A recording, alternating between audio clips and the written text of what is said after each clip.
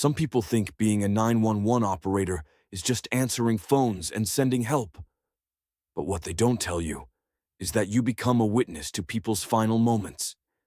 You hear things that no amount of training can prepare you for. Things that follow you home. Things that wake you up at 3 a.m. in a cold sweat.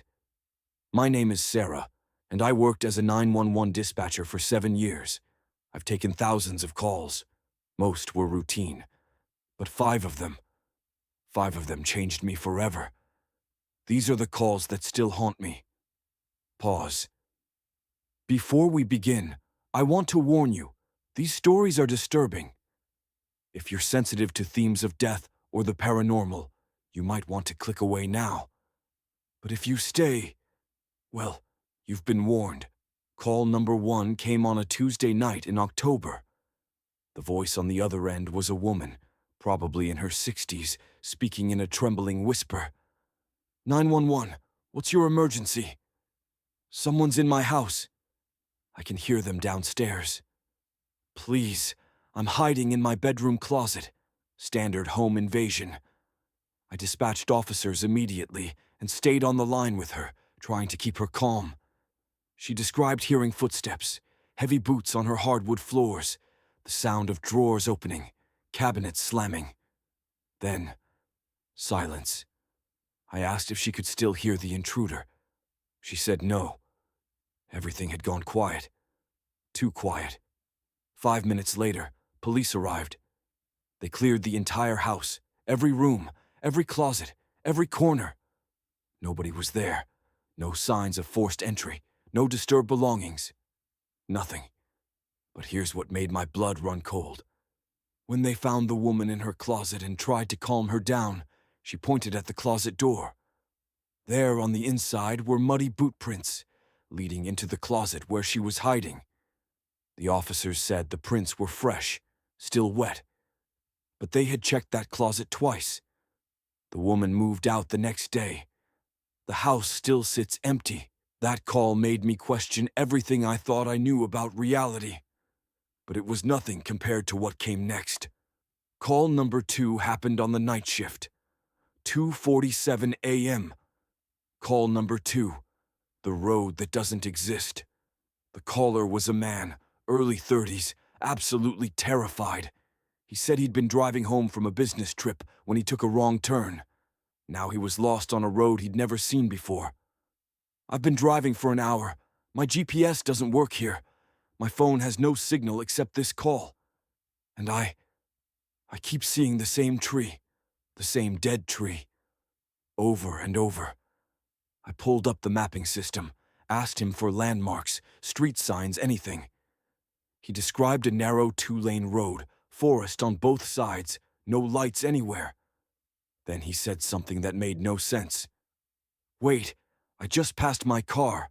My car is on the side of the road. But I'm in my car. How is my car? The line went dead. We traced the call. It pinged from a location that didn't match any road. When officers went to investigate the next morning, they found his car, wrapped around a tree on Highway 16. The accident had happened at 11:43 p.m.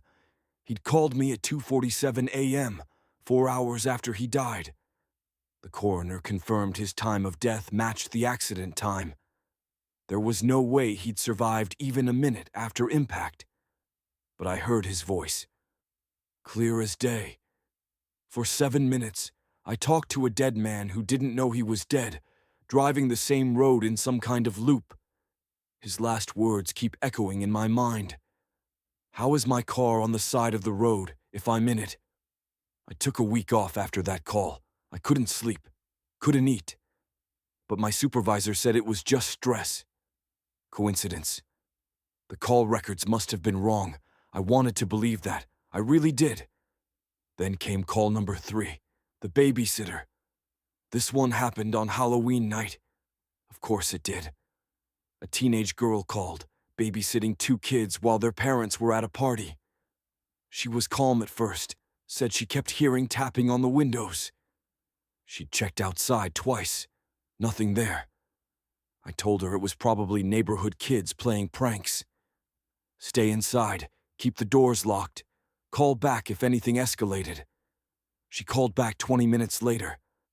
Not calm anymore. The tapping won't stop. It's moving around the house, window to window. But when I look, there's nobody there. And the kids are staring at the windows and smiling. They say they can see him. They say he wants to come in and play. Who wants to come in? Pause. They say it's the man from the basement. What man from the basement? I don't know. There's no basement in this house. I kept her on the line and sent a unit. She was panicking now, saying the tapping had stopped, but she could hear the doorknob turning. Front door, back door, all at once. Then she screamed. Oh my God. The children's bedroom door is opening by itself, and there are stairs. There are stairs going down. But this house doesn't have a basement. The realtor said. The call ended. When police arrived 3 minutes later, they found the front door wide open. The babysitter was gone. The 2 children were sitting on the couch, watching TV, completely fine. When officers asked where the babysitter went, both kids pointed to the floor and said, "She went downstairs with the man." There was no basement, no trapdoor, no stairs. They never found her. To this day, her case is unsolved. But the parents sold the house immediately. And during the home inspection for the new buyers, they found something behind the drywall in the children's bedroom. Old basement stairs, sealed up decades ago after a murder-suicide. After that night, I almost quit, but I had bills to pay, a family to support. So I kept showing up, kept answering calls. That was a mistake. Because call number 4, the breathing in the walls.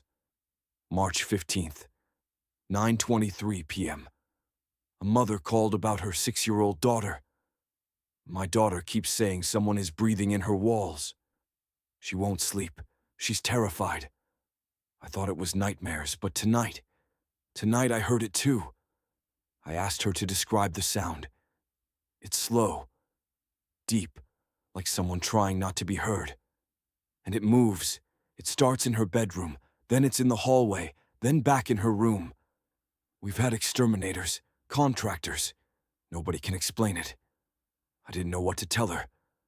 This wasn't an emergency exactly, but the fear in her voice was real. I was about to suggest carbon monoxide poisoning. Sometimes it causes hallucinations, when I heard it through the phone. Breathing. Deep. Slow. Deliberate. Ma'am, I can hear it. Long pause. You can? Then the daughter started screaming in the background. Not words, just pure primal terror. The mother dropped the phone and I heard her running, calling her daughter's name. What I heard next, I'll never forget. Multiple voices. All breathing in unison, getting louder. Closer, like a crowd of people, all exhaling together, surrounding them. Then silence. The mother got back on the phone, voice barely above a whisper. They stopped. They're all inside the walls now. I can see them. There are people pressed against the drywall. I can see their faces pushing through. They're trying to get out. We need to leave. We need to... The line disconnected. When police arrived, the house was empty. No signs of struggle. No mother. No daughter. But every wall in that house had handprints pressed into it from the inside. Dozens of them. The forensics team said it was impossible. You can't push drywall outward from inside a wall cavity. There's no space, no physics that would allow it. But the handprints were there. They condemned the house. Nobody will go near it now. I quit the next day. Didn't give 2 weeks. Didn't finish my shift. I just walked out. But there was one more call, one I'd forgotten about. One that my supervisor played back for me before I left, because he thought I'd made a mistake in the log. Call number 5. The call that made me realize I'd been wrong about everything. Call number 5. My own voice.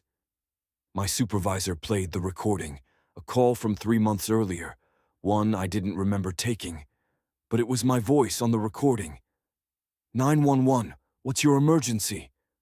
Then I heard the caller, also my voice. Terrified. Please, you have to help me. I'm trapped. I'm a 911 operator and I'm trapped. Where are you located? I'm in the call center, but everyone's gone. The building is empty and the calls won't stop. They keep coming. All the calls I couldn't save. They're all calling back.